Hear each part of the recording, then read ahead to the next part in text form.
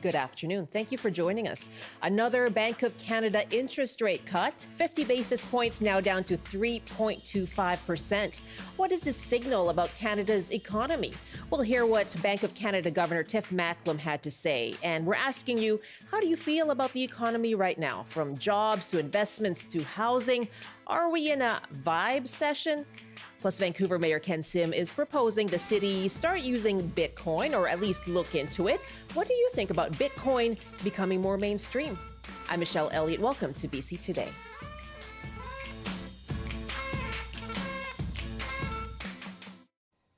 For the fifth time since June, the Bank of Canada has lowered its key interest rate. Bank of Canada Governor Tiff Macklem said this morning that the bank felt it no longer needed to be as restrictive in its monetary policy, with inflation hovering around the 2% range since the summer. That's the good news, but other factors show signs of slower economic growth. There's rising unemployment and uncertainty on the horizon as well.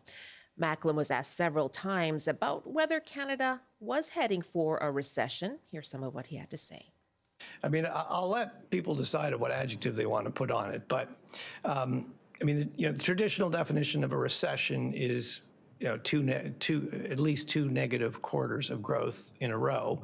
The Canadian economy is growing. Third quarter growth was 1%. It's not growing very quickly, but it is growing.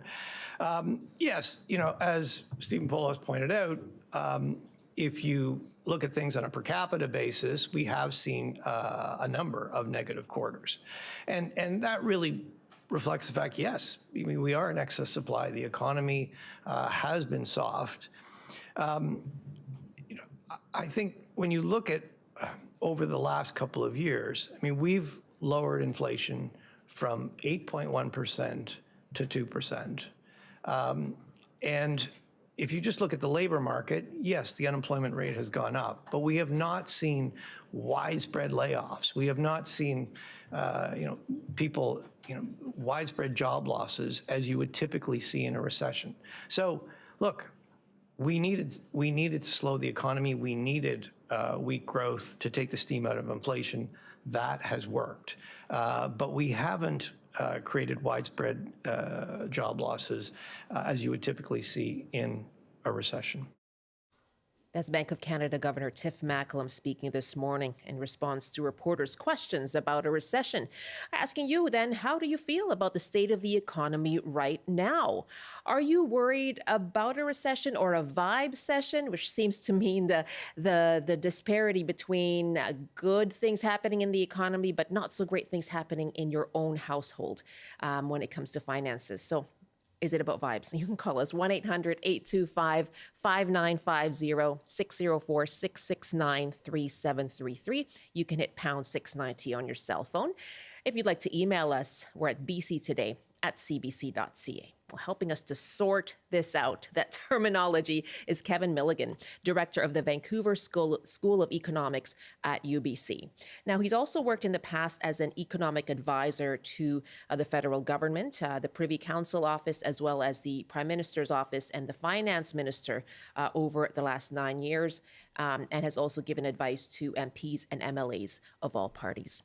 Kevin, thanks so much for joining us today. Thanks for having me, Michelle. So how do you see today's news? Is it good news? Is it a sign things are not going so well or heading in a not great direction?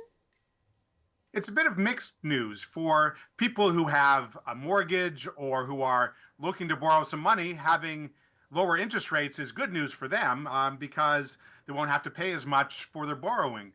But where it becomes a bit more mixed is the reason why the Bank of Canada is able to, or is pushing interest rates lower, and that's because they see some weakness in the economy. We see unemployment getting closer to 7%, which is, a bit more of a troubling range. And we see, as noted in the Bank of Canada statement today, that there are risks out there for the economy, whether it's threatened tariffs coming from the U.S., other economic uncertainty from Europe or Asia.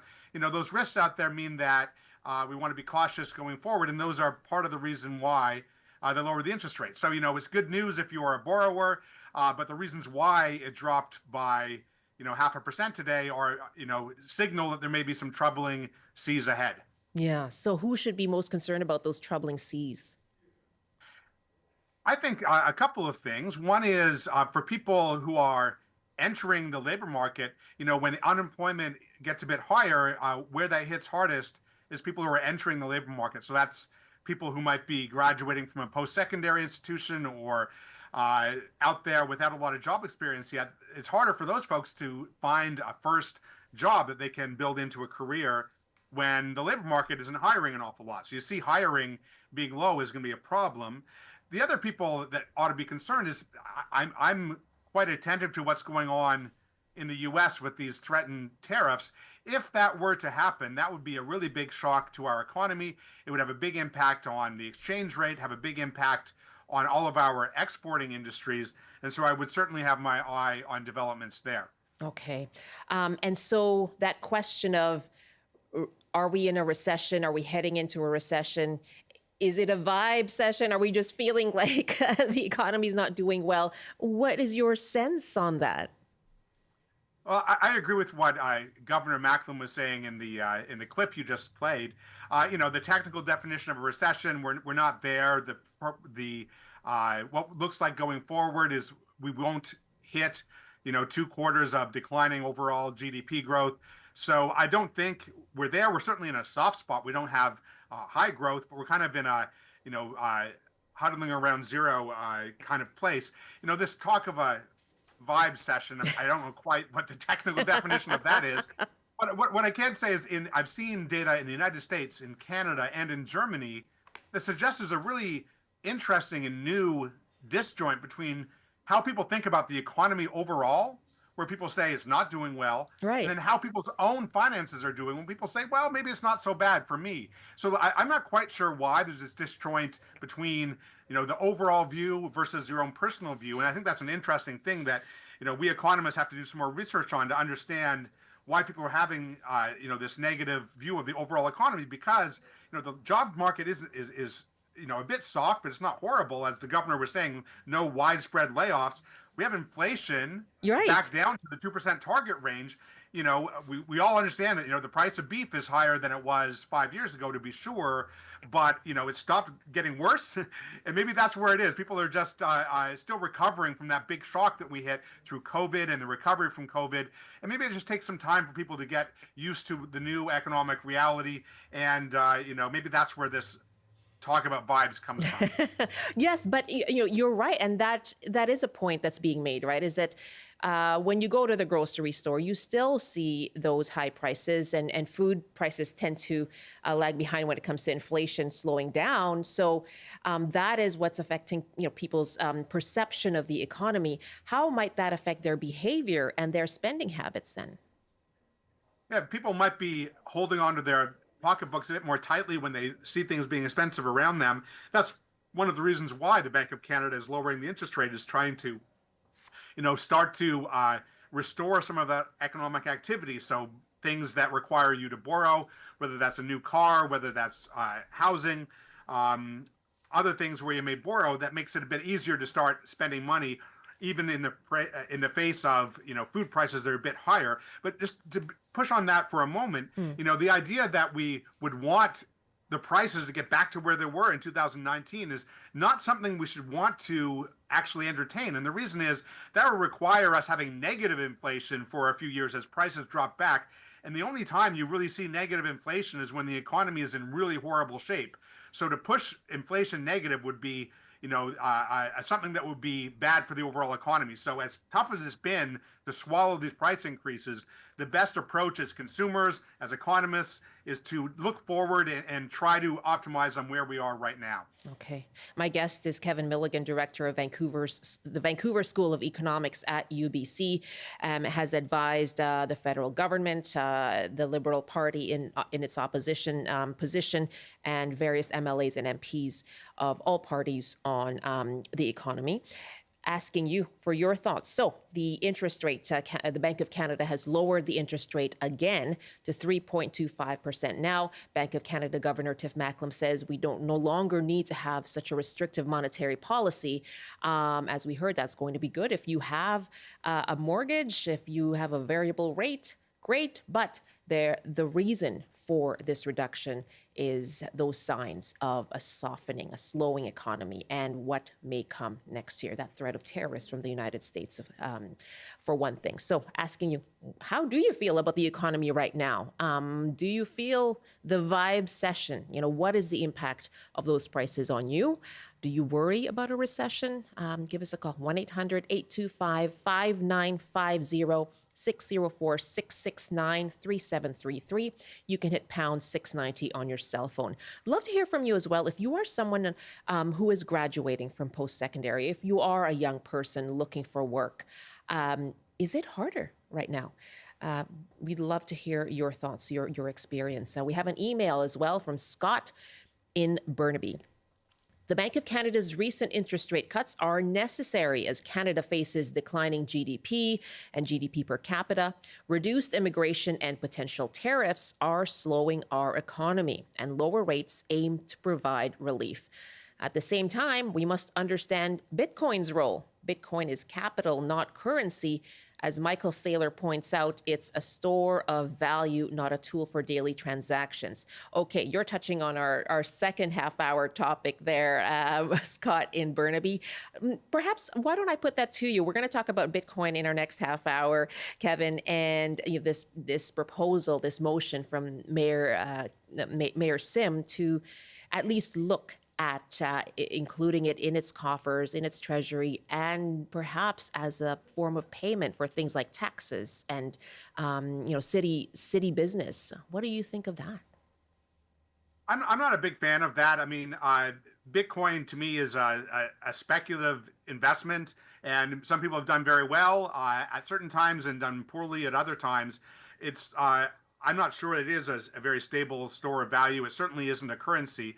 So in a portfolio, you might have some riskier assets and some safer assets. So perhaps there's some role in a portfolio for Bitcoin or other cryptocurrencies, but I'm not so keen on the idea of putting a lot of effort into making that part of the city of Vancouver's financial plan. Okay, we'll see what happens today.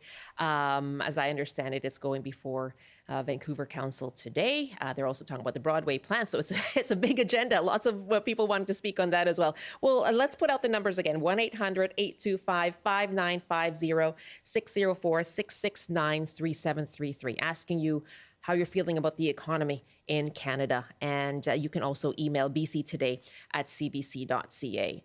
We have been talking about jobs numbers as well. And here's what Bank of Canada Governor Tiff Macklem had to say about unemployment. So you can't just look at the unemployment rate. You can't just look at the employment rate. You need to look at a range, the full range of indicators. And what are we seeing? Well,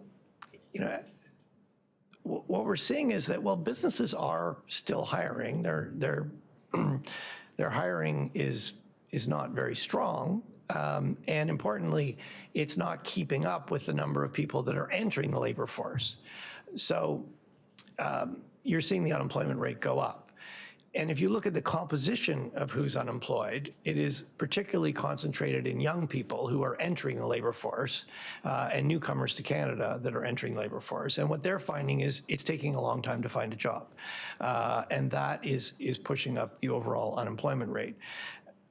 We haven't seen widespread layoffs. We haven't seen widespread job losses. But, when you look at the labor market overall, at an unemployment rate of 6.8%, and with youth unemployment having risen quite a bit, there is clearly some slack in the labor market. And going forward, we want to see growth pick up. We want to see hiring pick up, and that the fact that we have lowered our policy rates substantially should start to boost growth further. We are starting to see already the pass through to stronger household spending, and we expect to see household spending on a per capita basis as well as an absolute basis pick up further. Okay, that's Tiff Macklem speaking this morning. What did you make of what he had to say there? Well, I think my thoughts are, along the same line that, really the more troubling thing about where the economy is right now is in the labor market, and particularly as both I mentioned and the governor mentioned, for the youth unemployment and people who are coming out of post-secondary. One of the things being here at a university is I get to spend my days around all of these ambitious and energetic and smart young people, and they're really excited to get out there in the economy, and they are finding it a bit hard out there to find that first job. And we want to have an economy that supports them and makes them want to set up their life in Canada. And I think having a job market that has lots of demand for new workers is a way to get there. Lowering the interest rate is going to be one part of rebuilding that demand for our young labor. Let's take a call from River in Chilliwack. How do you feel about the economy right now, River? I feel like it's kind of in a constant downward spiral. There's a lot of working class people where they don't really have much in terms of finance, and a lot of their money is tied up to the wages that they earn every day, and those wages are being able to afford less and less. I mean, you look at the increase percentage when it comes to rent, you look at the increase percent when it comes to groceries, everyday costs. People can afford to do less that they might enjoy, and that puts a lot of stress on people. Yeah, absolutely. And River, for yourself, how does that, how are you affected by that? I mean, certainly when it comes to rental costs, the amount of money from my paycheck has gone up significantly, and yeah, it's an unprofessional way to say it, but it sucks. Yeah, no, that's so sometimes that's just how you have to sum it up. And River, I mean, forgive me for assuming here, but it sounds like you're a younger person. Yeah, no, I'm in my late 20s, early 30s. Yeah. What do you make of we've been talking about unemployment rising as well, and the way that younger people are not disproportionately or more impacted by that? Yeah, no, it does. It certainly feels like that. And a lot of younger people, whenever they look for jobs, the requirements are often a lot higher with a lot less in terms of what you might be able to be paid proportionally to what the last generation or the generation before was seeing. Yeah. Do you feel youth? I mean, we often hear about that generational gap, right? And do you feel that yourself? It certainly can feel like that. Looking at looking at my parents, where by my dad's late 20s, he was able to afford a house, and I'm currently nowhere near that. Yeah, a lot of people aren't in your age. Yeah. River, I so appreciate hearing from you. Thanks very much. Really appreciate it. Yeah. Thank you very much for your time. All the best. That's River in Chilliwack. I can see you, Kevin, just nodding as you're listening to River, share their experience. Housing is a really big one, isn't it? For people feeling that financial burden. Yeah, I mean, when we think about where the price pressure has been greatest over the past few years, and it's on housing and on food, and these are the bare necessities. Whatever we economists calculate as an inflation rate and what things look like, people are really feeling things, and these aren't luxuries, right? This is eating and this is housing, and so the kind of pain that's being felt, economic pain by River and people like River, that's real out there, and we have to think about what we can do as economists to give some advice to our politicians to do a good job in trying to help people like River. And what the Bank of Canada has done today by lowering interest rates, that can make it easier for firms to start hiring more people again. But the other thing is on the the government side of stuff, thinking at the tax policy that they're able to do, and whether they have in mind tax measures that can help out people who are struggling.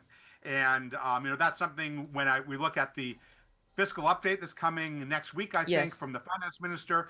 When we look at, in 2025, if we have a federal election, when the different parties are putting out their platforms, this is something I'm going to be paying attention to, is to look and see whether they're taking seriously concerns of young people and people who are struggling, of finding ways to help them, not just get over their struggles, but to actually thrive in the economy. Because we've done that in the past, and I think we're able to do that with the right mix of policies. James is our next caller in Port Alberni. Hi, James. Welcome. Hi, Michelle, and thanks for having me. Great program. Your guest is bang on, absolutely. I'm a former chief. I was the chief of Klahoose First Nation for about 6 years. We built 2 Run River hydro projects. And you know what was the biggest success of that work was turning we pushed the GDP a little bit better because we're actually creating revenue by green energy. I know that's a different subject than what you're talking about. However, it does have a correlation to the overall economy situation that we're having. So the lower interest rate that we're seeing is absolutely good for consumers, and as mentioned from your guest, for small companies. But however, it signals something bigger to me, and that is major projects are being ignored. And so I'm banging the drum, if you will, going around to wherever I can to speak about it because really we need our economy to boost, and there's all kinds of offsetting positives that come from those major projects, and clean energy obviously being a big focal one as of late. But that's what I would like to say is that, yes, it's kind of nice for the consumer and also those points from the business end of things. But however, I think this is signaling that we as a country need to spend more time and energy on creating a better GDP. Thanks so much, Michelle. I appreciate your words. Really great to hear from you, James. Thank you. I'm going to squeeze in Ben in Fort St. John. I just have about 30 seconds, Ben, if you'd like to share your point. Okay, sounds good. I see one of the bigger problems right now in my cohort, which is the early to mid 60s cohort. I am aware of quite a few situations where people in my age group can actually retire quite comfortably and are taking their pensions, but going back to work as contractors for the companies that they were previously working for. And that's taking the spot of a young worker that's ready to get into work, but the companies are electing to bring these people back. Ben, thank you. Thank you very much. I take your point there, looking at immigration numbers perhaps changing as well next year. So what impact that will have. Kevin, thank you for your time. Very happy to help out. Thanks to your listeners for their interesting questions. That's Kevin Milligan, director of the Vancouver School of Economics at UBC. 12:28 now. This is BC Today. Well, more than $1.5 million for Food Banks BC and counting. That is how much has been raised for Food Banks BC through CBC's Make the Season Kind campaign. Thank you to all of you for donating. You can still make a donation. Just go to cbc.ca/kindbc. And speaking of being kind and making the season kind, we were taking your stories of receiving kindness, and Peggy wrote us this wonderful email. As an avid solo traveler, I've been truly blessed by the kindness of strangers in more than a few countries. The lovely man who tracked me down in Bordeaux to return my wallet, containing, in addition to cash, my passport, even calling my hairdresser in Vancouver from a business card in my wallet just to try and find me.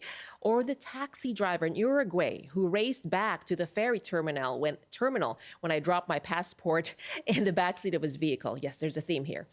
And then what felt like a whole community helping me in a small village in Italy when a nasty infection had me searching for a doctor or hospital, neither of which were available. Despite being unable to ask for assistance in Italian, several hand gestures and facial expressions later, the waitress in the bodega was on the phone to her sister, whose friend worked for a local doctor. The doctor asked me where I was from, and I replied, Canada. He smiled, patted my hand, and said he had relatives there and there'd be no charge. The following day, feeling substantially better, I was met in the street by these previous Good Samaritans, all asking how I was doing. Goes to show kindness is global. Peggy, thank you for those great stories. Again, you can donate cbc.ca/kindbc.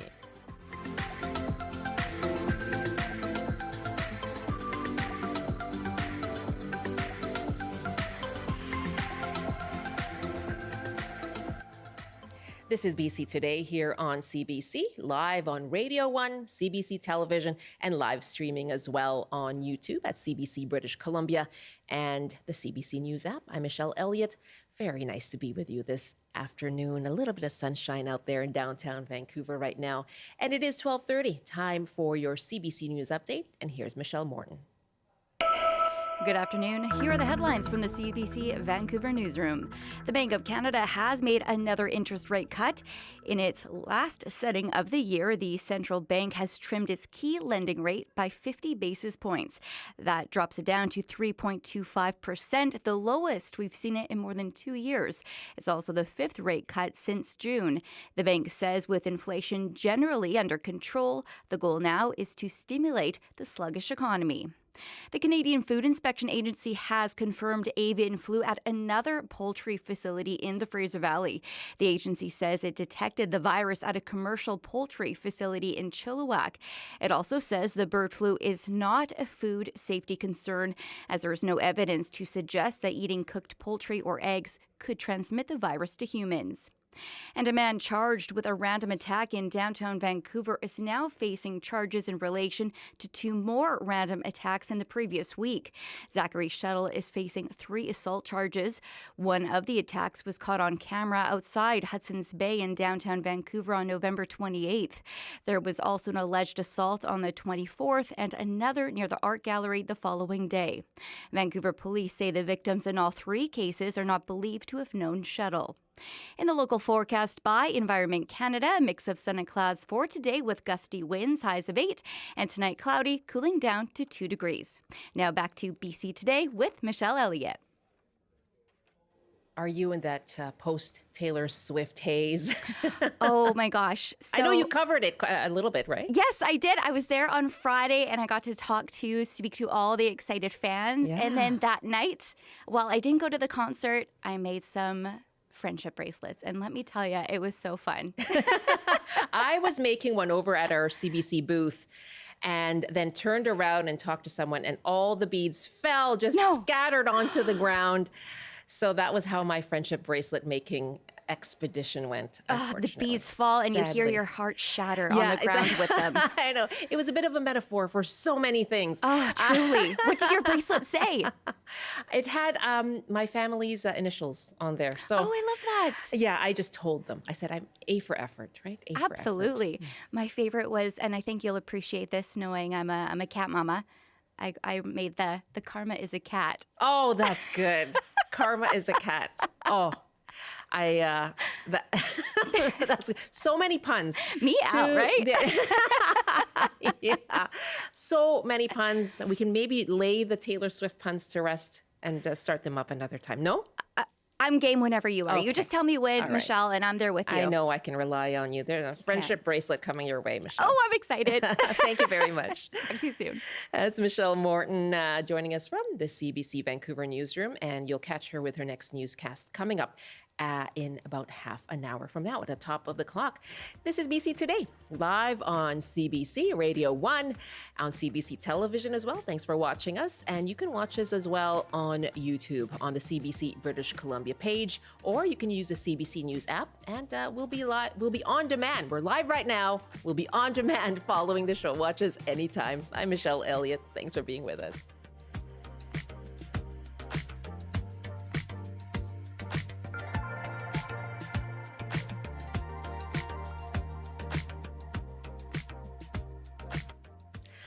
Today, Vancouver Mayor Ken Sim is presenting a motion at City Council to, quote, create a Bitcoin-friendly city. What does that mean? Well, he wants staff to study the potential of making Bitcoin part of the city's financial strategies, such as accepting taxes and fee payments, as well as converting part of the city's financial services into Bitcoin.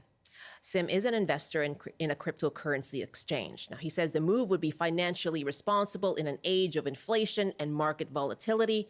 Some legal analysts have said, though, that the move is risky and that cryptocurrency is highly volatile. Well, we're asking you, what do you think of Bitcoin becoming more mainstream? It's kind of had a rise since the U.S. election. So let us know what you think. 1-800-825-5950, 604-669-3733.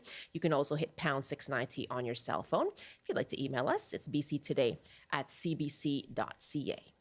In a few minutes, we'll speak with a finance professor about the big picture of Bitcoin. First up, though, the Civic Party One City is calling on councillors to reject Ken Sim's motion, calling it reckless.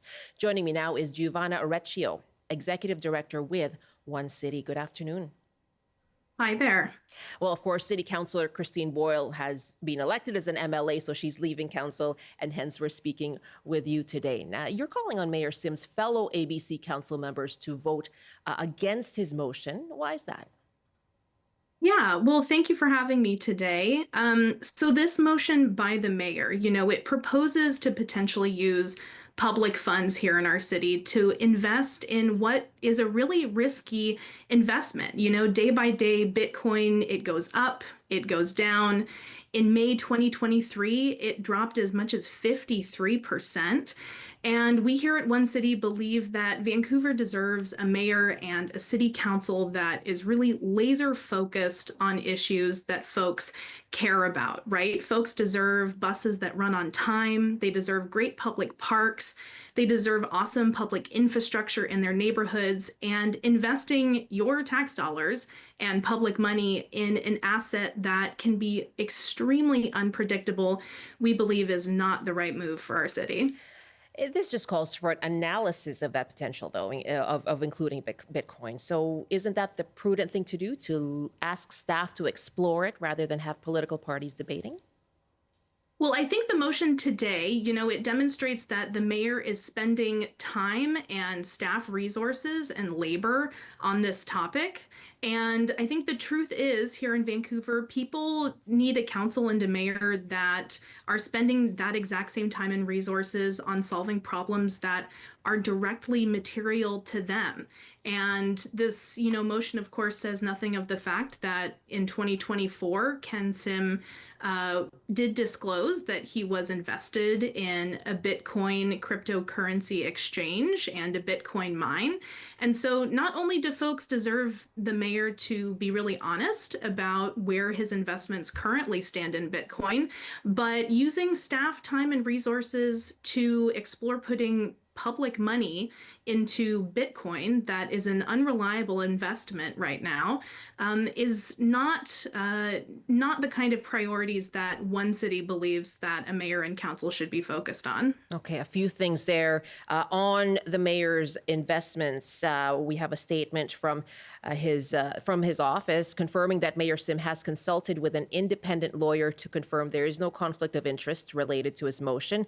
Based on their advice, the mayor is able to table, attend the meeting, and vote on this motion. He also has sold his investments in MGT Capital Investments, Inc. Back in February 2024. He no longer holds investments in that company, but in a number of others, including BTCC and a couple of others as well.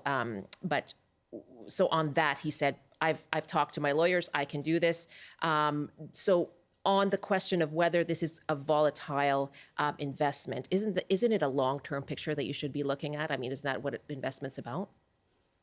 Yeah, well, I think that, we really deserve leadership at City Hall that has a long-term focus on the priorities that, people have top of their mind, right? Making smart investments with our public money in assets that are not this risky, should be where the mayor and the council are putting their time. Folks are going through a tough time, in many parts of this city. People are struggling to pay their rent and put food on the table, and they're, wondering about what's going to happen with all their public services. And investing in those things is the kind of long-term picture that I believe and One City believes that we need leadership at City Hall to really get serious about. Thank you so much for your time, Giovanna Arecchio with One City. Thank you. That's Giovanna Arecchio, Executive Director with the One City Civic Party. And we're asking you, what do you think of Bitcoin becoming more mainstream? Our number is 1-800-825-5950, 604-669-3733. You can hit pound 690 on your cell phone. You can also email bctoday@cbc.ca. My guest is Alfred Lehar, Professor of Finance at the Haskayne School of Business at the University of Calgary. Good afternoon. Thank you for joining us. Good afternoon. Thank you so much for having me. Well, from your perspective as a finance professor, what do you make of a city potentially looking into adding Bitcoin into its reserves, potentially using it in transactions? I think it is very useful to think about the future and to keep an open mind about where our financial system might go into the future. It's hard to predict how this will work out. And as far as I understand, the motion that was sent to me is that this is not about really investing tax dollars into Bitcoin. This is just about learning how this system works and how this could be used for the benefit of the city. And there's several things that come into mind. One, for example, is job creation. This industry is a fast-growing industry that creates a lot of good jobs, generates tax revenue for everybody. And so if you can attract more companies that work in this space by being a Bitcoin-friendly city, I think that would certainly be a win for Vancouver and for Canada in the broader picture. To what extent is this happening? The mayor's motion includes examples like Seoul, Korea, where they have been more open to it, El Salvador, where they've actually made it legal tender. Like, to what extent are municipalities or jurisdictions actually embracing Bitcoin? I think this is happening in a few places and it's slowly starting. So Zug in Switzerland, also named as Crypto Valley, is very successful in attracting companies and jobs for their area. And I think our financial system in Canada certainly has room for improvement. And anything that could make our financial system more effective and more efficient would be welcome. And any jobs that are being created in Canada for this purpose are good because those are jobs that are future-proof, that are well paid, that generate employment, and that bring tax revenues. Let's go to some of our audience opinions now. First, we have an email. Again, our numbers 1-800-825-5950, 604-669-3733, or you can hit pound 690 on your cell phone. Our email, bctoday@cbc.ca, asking you for your thoughts about Bitcoin and what do you make of it becoming more mainstream? This as Vancouver Mayor Ken Sim intends to present a motion today at City Council to look into the feasibility of what it would be like to include Bitcoin in its coffers, in its reserves, and as well as using it for some city transactions. Steve writes us, the mayor promoting Bitcoin is terrible. Bitcoin is a Ponzi scheme with no intrinsic value. Its main use seems to be for money laundering. People should be paying their property tax through Canadian banking and not untraceable schemes. Let me put that to you, Professor Lehar, the concerns about Bitcoin being untraceable, being open to criminal use. So Bitcoin is much more traceable than cash. The idea that Bitcoin is untraceable is in fact not true. There's companies that specialize in tracing Bitcoin wallets through the blockchain. My students have done this in one of their final projects last year. Bitcoin are actually quite traceable. So if I was really a criminal, it would not really be my medium of choice to make payments. Is Bitcoin used for criminal activity? For sure. Is cash used for criminal activity? Yes. Do we want to outlaw cash because of that? I don't think so. But do we need better guardrails then? Yeah, does it need regulation? Well, Bitcoin will be impossible to regulate, right? And the question is, it depends. I don't think so. It is an alternative that's unregulated. People have to be educated what it is about, how it works, what the risks are, what benefits are of crypto technology, and then people can make an informed decision whether they want to use it or not. It's not that anybody so far is forcing other people to use Bitcoin. And whether the city of Vancouver or any other government entity should hold Bitcoin is another question that's up for debate. Maybe not, but whether they can use it for means of payment, why not? Let's take some calls now. And we have on the line Robert in Vancouver. Hi, Robert. What do you think of Bitcoin? Hi, Robert. Yeah, so there's two things I want to say, and the first thing might help to clear up some misconceptions people have about Bitcoin.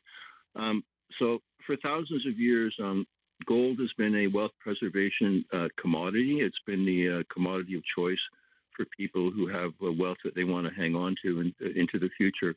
So that was like really good, and it still is a very good wealth preservation vehicle, a commodity. And Bitcoin is a wealth preservation technology, and it took over 20 years to develop the bits and pieces that were finally put together by ostensibly Satoshi, whether he was one person or a group of people. And so it's a wealth preservation technology as opposed to a wealth preservation commodity. And the second thing I want to say is this. About 3 years ago, a company named BlackRock in the States, who control over 11 trillion, that's with a T, in wealth for their clients, right?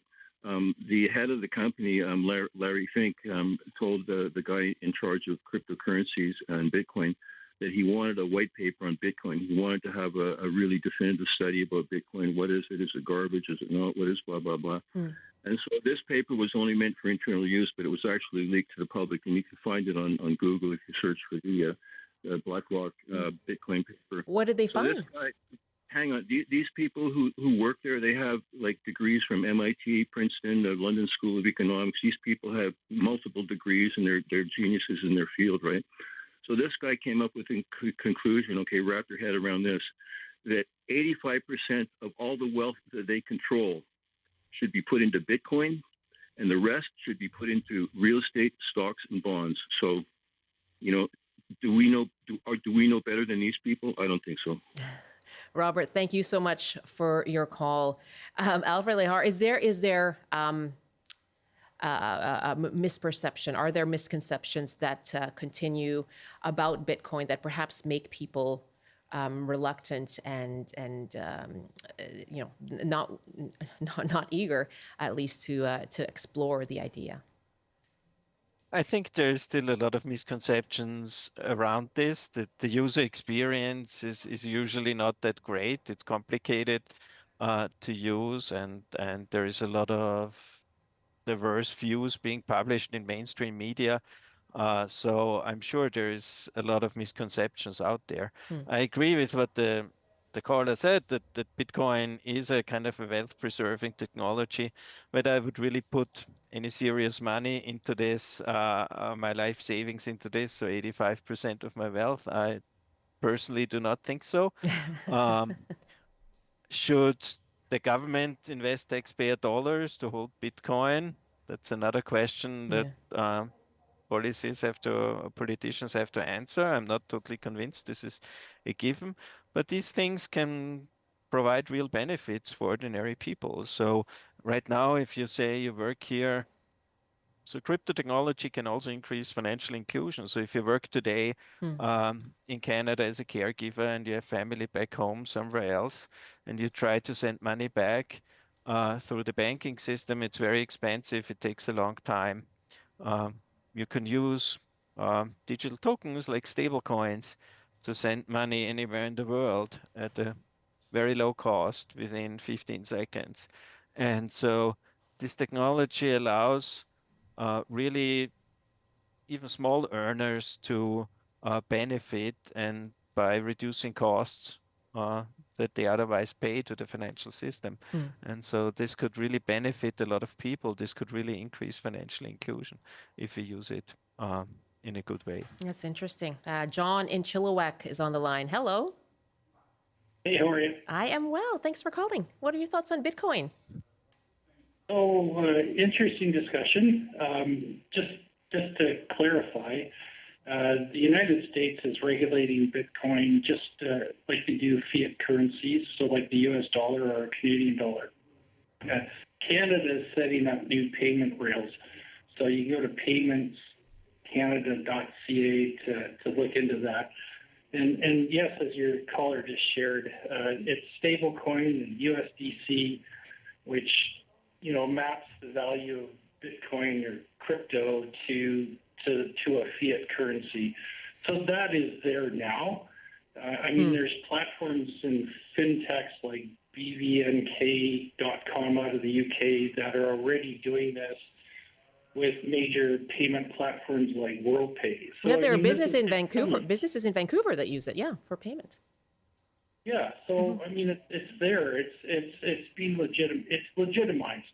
Is what I'm trying to say. So I mean, this has come a long way since Sam Bankman-Friedman and what he did. Yeah. And I mean, even Jamie Dimon, who's the CEO of J.P. Morgan, which is the largest bank in the U.S., called it funny money. I mean, it's now legitimized, and it's legal tender. So it is already getting into the mainstream, is what you're saying, John? Yes, it's and Donald Trump and Elon Musk are endorsing this in the U.S. I mean, it's here now, and there's payment platforms that tie it to fiat, to our Canadian, U.S. or pounds, whatever, euro.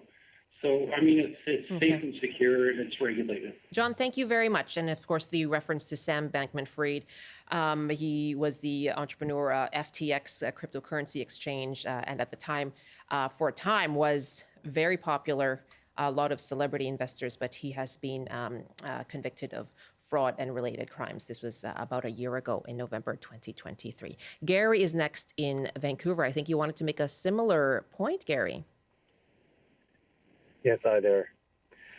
Definitely, a lot of the points that he touched on are our previous gentleman. I think, people call me crazy buying Bitcoin at 10,000, and they call me crazy buying Bitcoin at 5,000. And it is a long-term asset. It's not something that should be treated as a short-term asset, just like many other assets. If the city of Vancouver is looking to buy it under their, as an asset, I would say, wait until 2025. Bitcoin usually have a 4-year cycle, and then wait. Do the research now. I think it's a perfect timing for the research. I don't think it's a good time to be buying as an asset, to be honest with you. Okay. But is it a great asset in 2 months later, 3 months, or 5 months when it actually crashes 50, 60%, 100%? That's when it's the best time to be buying, when it's crashed majorly. Right now, when it's already, increased significantly, maybe just wait a little bit. Okay. Gary, thank you very much for the call. We're going to get into, I think, this part of the discussion, which is the environmental impact of Bitcoin mining. And Rashina is calling from Kelowna. Hi, Rashina. Hi. Hi, yes, go ahead, please. I'm in tears right now almost because I'm ashamed and appalled at the mentality of the human race right now. We're supposed to be downsizing, minimalizing, being aware of what we're doing. No, let's invest in something in the near future. What future are we going to have if we continue on the path we're in? In terms of the climate Bitcoin crisis. to me is preposterous. Okay. Rashina, thank you. Thank you very much for the call. And John wanted to make a similar point as well, joining us from Abbotsford. Hi, John. Hi. Thanks for having me on. Sure. Yeah, with reference to the environmental costs, just the energy consumption alone to mine Bitcoin, if it grows as a mainstream currency, one Bitcoin right now costs about $11,000 in electricity to mine. And then the management and maintenance of the entire system is staggeringly expensive in terms of energy costs. I think right now there's approximately 12 coal-fired power plants around the world that are generating electricity, the equivalent electricity for Bitcoin. And that's going to grow astronomically. I think all you need to do really is just Google energy costs of Bitcoin, and it's astonishing how much we're spending. It is an ongoing concern, John. Thank you very much for your call. I know Trevor wrote in from Kelowna as well on that. So what needs to improve? What should municipalities or jurisdictions take into consideration when it comes to the energy consumption of Bitcoin mining, Alfred? So if I may add two things. So first of all, Bitcoin is very different from all the other crypto tokens that exist today and all the other cryptocurrency infrastructure. So Ethereum, the largest blockchain that settles transactions, and Ethereum settled more than the Visa network in terms of value and uses about half as much electricity as the British Museum. So because they use a different mechanism to come up to add new transactions to the blockchain. And so this whole environmental problem is more or less a problem that's very specific to Bitcoin only and not to any other cryptocurrency today.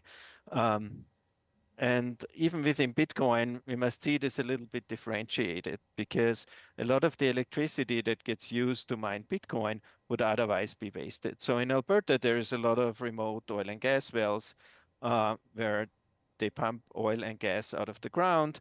And because it's remote, they send a truck and they can pick up the oil twice a week, and that's fine. But they cannot really store or transport the gas that comes out of the well. So what used to be the case is that this gas gets flared. And now what they do is they put a little power plant there and in some places and generate electricity and mine Bitcoin.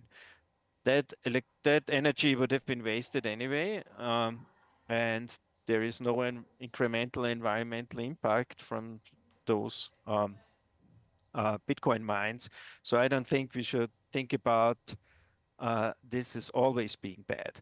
A lot of electricity is used in Texas from, in some way, Bitcoin mining can actually help renewables, because renewables have a very volatile electricity output. So what a lot of these Bitcoin miners in Texas do is they use renewable energy from wind farms. And if there is no wind or no solar power, then they get shut down. And so this allows some use of the extra capacity, of the extra electricity, this buffer electricity that needs to be generated for renewable power plants. It is an endlessly interesting discussion and debate. We'll see what happens at City Council today. Alfred Lehar, thank you so much for your time. Thank you so much. Take care. Alfred Lehar, Professor of Finance at the Haskayne School of Business at the University of Calgary. So many emails. Joanne writes, regarding crypto or Bitcoin, in 2022, my pension fund, the Ontario Teachers Retirement Fund, lost $95 million after investing in Samuel Bankman-Fried's, quote, company. Fortunately, the net worth of the Teachers Fund is well over $100 billion, so the loss could be absorbed. But it does go to show how even knowledgeable and relatively conservative investors can be duped. Investors beware. And Joanne writes, this is a federal Bank of Canada decision, not a mayor of a city. Lots more of your emails. We'll get to them tomorrow. I'm Michelle Elliott. Thank you so much for joining us on BC Today.